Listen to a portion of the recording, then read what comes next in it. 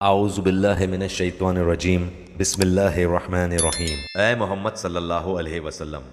آپ کہہ دیں کہ مجھے وحی کی گئی ہے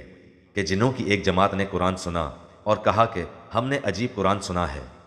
جو راہ راست کی طرف رہنمائی کرتا ہے، ہم اس پر ایمان لا چکے، اب ہم ہرگز کسی کو بھی اپنے رب کا شریک نہ بنائیں گے، اور بے شک ہمارے رب کی شان بڑی بلند ہے، نہ اس نے کسی کو اپنی بیوی بنایا ہے نہ بیٹا، اور یہ کہ ہم میں سے بے وقوف یعنی ابلیس اللہ کے بارے میں خلاف حق باتیں کہا کرتا تھا، اور ہم تو یہی سمجھتے رہے کہ ناممکن ہے کہ انسانوں اور جنات اللہ پر جھوٹی باتیں لگائیں۔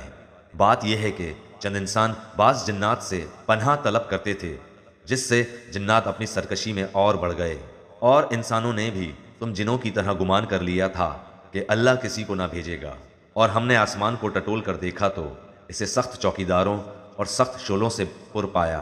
اس سے پہلے ہم باتیں سننے کے لیے آسمان میں جگہ جگہ بیٹھ جایا کرتے تھے، اب جو بھی کان لگاتا ہے وہ ایک شعلے کو اپنی طاق میں پاتا ہے۔ ہم نہیں جانتے کہ زمین والوں کے ساتھ کسی برائی کا ارادہ کیا گیا ہے یا ان کے رب کا ارادہ ان کے ساتھ بھلائی کا ہے، اور یہ کہ بے شک بعض تو ہم میں نیکوکار ہیں اور بعض اس کے برعکس بھی ہیں۔ ہم مختلف طریقوں سے بٹے ہوئے ہیں، اور ہم نے سمجھ لیا کہ ہم اللہ تعالیٰ کو زمین میں ہرگز عاجز نہیں کر سکتے، اور نہ ہم بھاگ کر اسے ہرا سکتے ہیں۔ ہم تو ہدایت کی باتیں سنتے ہی اس پر ایمان لا چکے،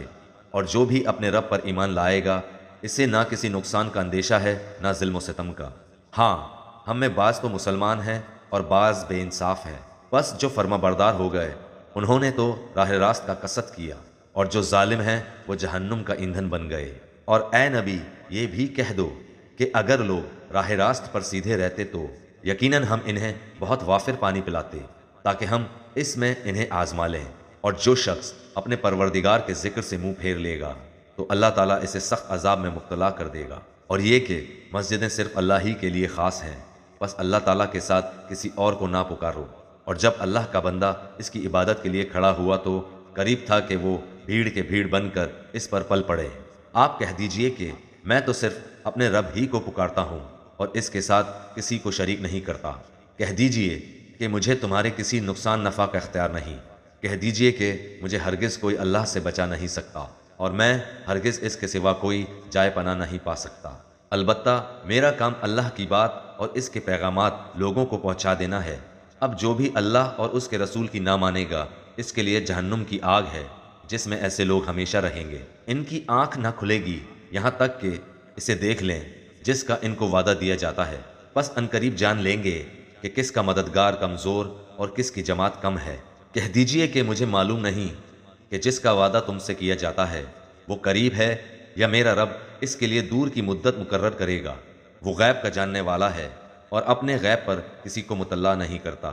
سوائے اس پیغمبر کے جسے وہ پسند کر لے، لیکن اس کے بھی آگے پیچھے پہرے دار مقرر کر دیتا ہے تاکہ ان کے اپنے رب کا پیغام پہنچا دینے کا علم ہو جائے۔ اللہ تعالیٰ نے ان کے آس پاس کی تمام چیزوں کا احاطہ کر رکھا ہے اور ہر چیز کی گنتی شمار کر رکھا ہے۔ ابھی ہمارے اس چینل کو سبسکرائب کریں اور بیل آئیکن کو ضرور کلک کریں تاکہ آپ کو ہماری تمام ویڈیوز بر وقت ملتی رہیں۔